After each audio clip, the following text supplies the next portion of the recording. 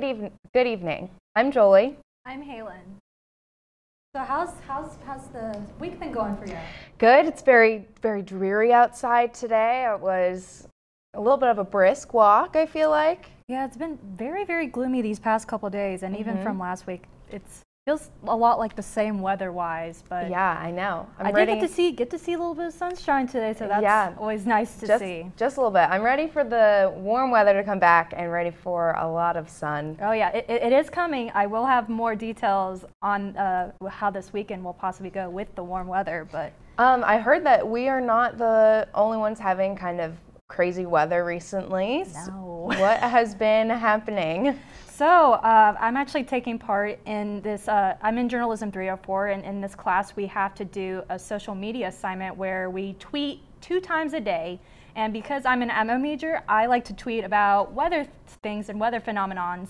And in Texas yesterday, there was quite the dust storm that happened yesterday, or actually I should say a haboob. I know, it's a very funny terminology, but a haboob is a very dangerous dust storm that can have like winds up to 50 to 60 miles per hour and like make visibility completely zero. Like this video is showing right now, like you can't see anything. Like how would you even be able to drive home in that? Nothing at all. But it was just such a crazy thing to see, and even on satellite too, you could even see like with the cold front moving through and just that huge wave of dust just moving through. It's absolutely crazy, but just one of those things you gotta kind of appreciate. It's like, man, weather's cool. It is cool, but I'm also glad that I don't have to deal with that. No, for sure. not in Kansas. I mean, not here well, not in this part of Kansas, but I'm sure more towards south of Kansas. You probably could get some of that. Probably.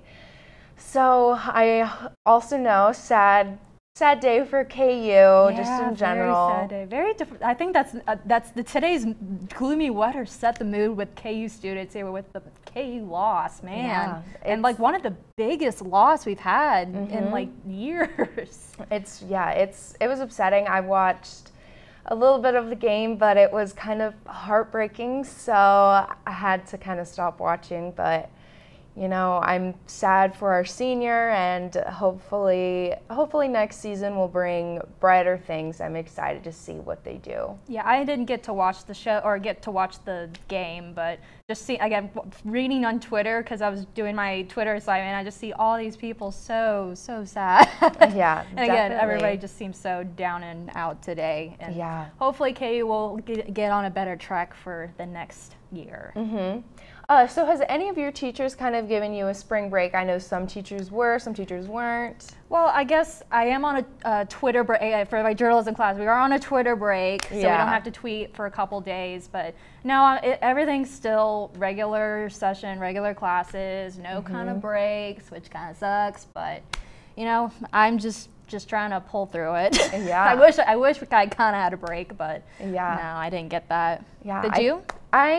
I've had a few classes just kind of gave us 1 or 2 days of a break, but usually they were like, here's this project, and then just use our time to work on the project. I've had that, I think, for like 4 of my classes, 4 out of 5, so kind of a break, kind of not, but I think I'm looking forward to next semester a little more than I'm looking forward to the end of this just one. Even having like any kind of like break. I know we'll have fall break next semester, and then a normal winter break, not a whole month-long break. I mean, as nice as that was, I don't think I could stand another just month of not doing anything. Yes. I am excited to see how spring is on campus. I haven't gotten to see that yet. So we are going to take a break, and when we come back, we have a special guest.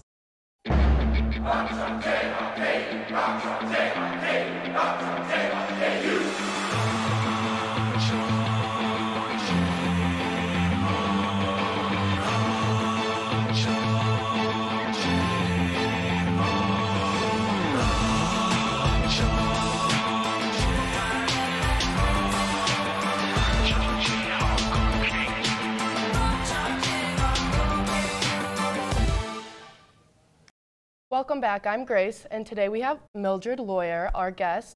She's a student at the University of Kansas and also a creator of the podcast Random Nothingness. So how'd you get into podcasting? I kind of just started it this semester. I'm super into like just creating in general. I'm a super creative person, and I guess for a long time I've been told, oh my gosh, you should start like a YouTube channel.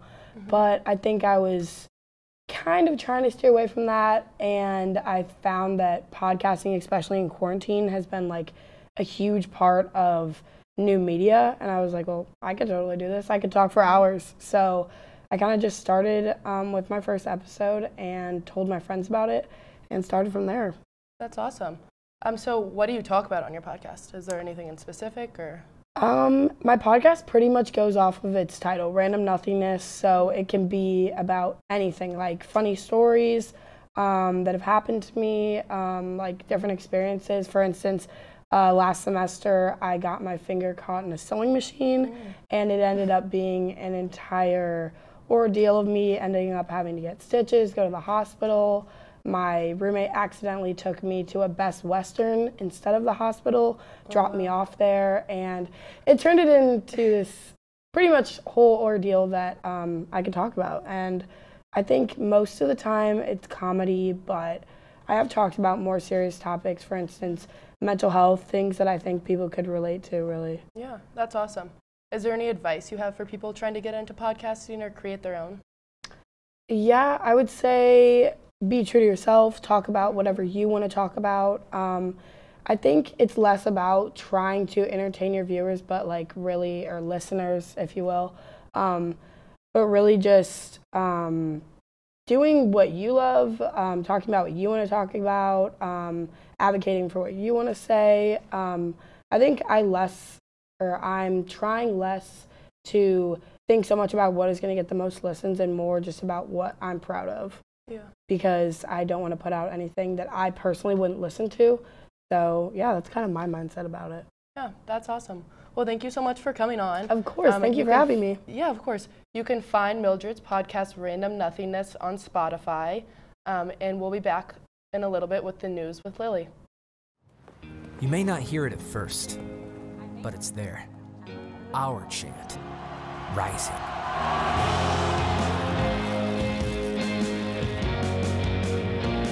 On this summit, callings converge, voices unify into a chorus that sounds out for good, for greatness. Can you hear it?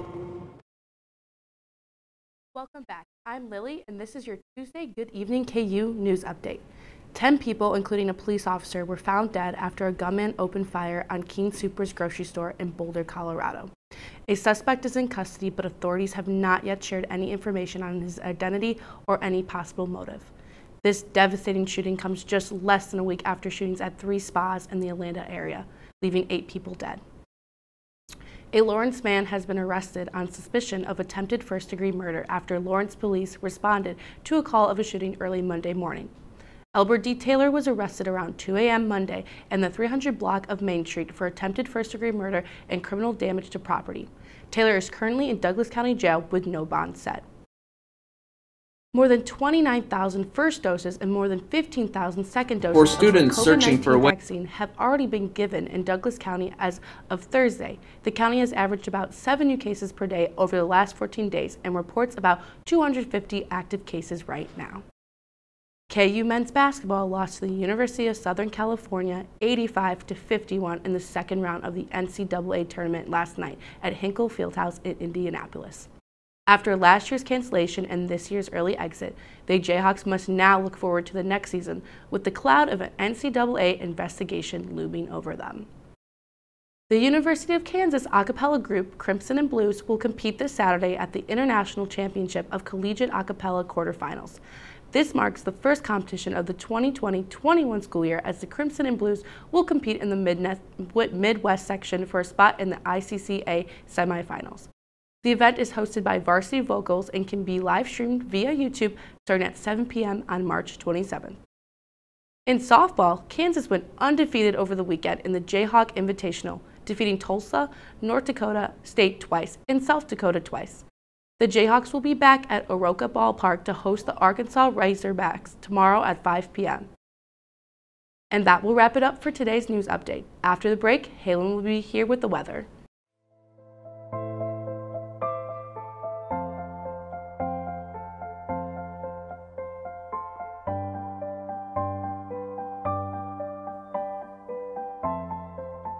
Why doesn't my skin look like theirs?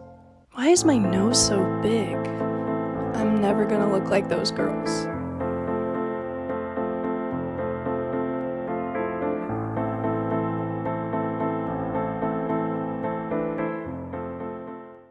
Good evening, Jayhawks. My name is Taylor Wilhite here with your Tuesday evening weather forecast. Some of the headlines we're going to be talking about today is that temperatures for the next few days are staying mild, on and off rain showers, and a warmer and clearer weekend ahead as well.